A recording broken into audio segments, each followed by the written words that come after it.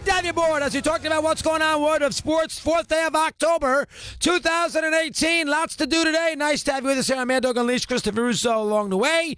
Eddie and Colin Bill still hanging around. Steve Torrey later on as we chat to you about what's cooking here as far as the world of baseball and the world of sports is concerned on this day. We'll give you a little hockey today. I know you're loving that. We'll have fun with Barry Melrose. Just a little taste of what to expect as far as 2018 and 19 is concerned. The NHL. We'll get some of that. The Patriots tonight against the Colts. We'll do a minute or two on that today. We'll break down the NL series today in little snippets, a little Brave stuff later. The Rockies will begin at 5 o'clock, so we'll probably lay off that. But you know what's going on as far as what's happening today as we chat. 888 Mad Dog 6, the great two-way sports talk telephone number on the great Sirius XM as we move it along. All right, I'm going to do this in two segments. I'm going to start with the Oakland A's, and then we'll get to a break, and then I'll do the Yankees, and then I'll get your calls in, and then away we go. First off, the Oakland A's. I am so tired of the Oakland A's. I am so sick of the Oakland A's. I am sick of Michael Lewis. I am the book Moneyball. I'm sick of obviously Brad Pitt. I am sick of everything involved. I love Melvin, but I'm even a little tired. I'm just tired of everybody involved with Oakland. I'm tired of hearing about the stadium. I'm tired of hearing about the idea that Steve Piscotty. I'm tired about everything involved with the Oakland Athletics, who told everybody for 3 days they were chomping at the bit, looking forward to the opportunity, couldn't wait to get to New York. We're confident as all can be. Going to try a new strategy. We'll show you how bright we are. We'll overthink this. We'll let 9 pitchers pitch in a wild card playing game here at Yankee Stadium. And we'll show the big bad Easterners how good we are. And then the Oakland A's coming to New York here in the last 3 days. They came on Sunday afternoon. They had 2 days to hang out in New York. And they absolutely laid a complete fat egg and did nothing. I mean nothing in the game. Nothing. We're completely, and this is a fact, they can lie or they can pretend all they want, I'm wrong. They were completely overwhelmed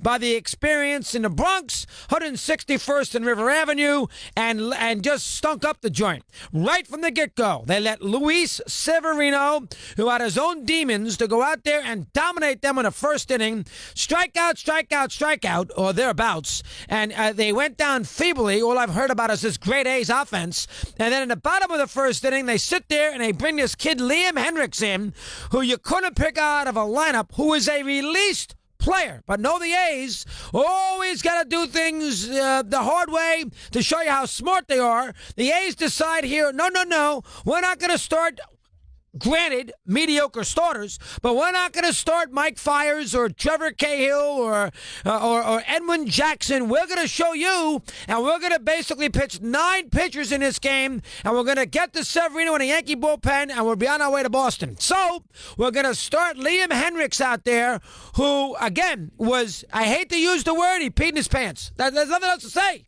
Peed in his pants. He was afraid of McCutcheon, and then he falls behind obviously Judge, nervous as a Nelly, lays one in there, and Judge hits a 2-iron basically to the Hudson River. I mean, and all of a sudden, it's 2-0. The A's do basically nothing. They don't get a hit for 5 innings.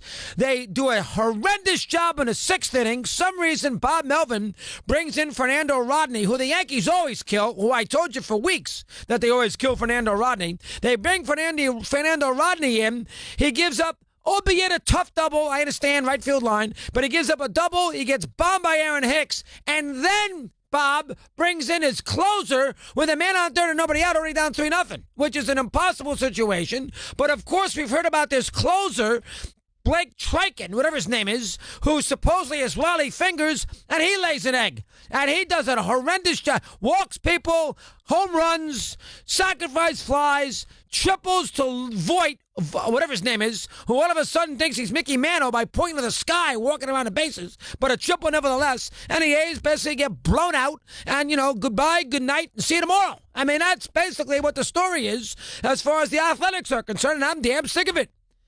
This franchise never, ever wins a big game. Never.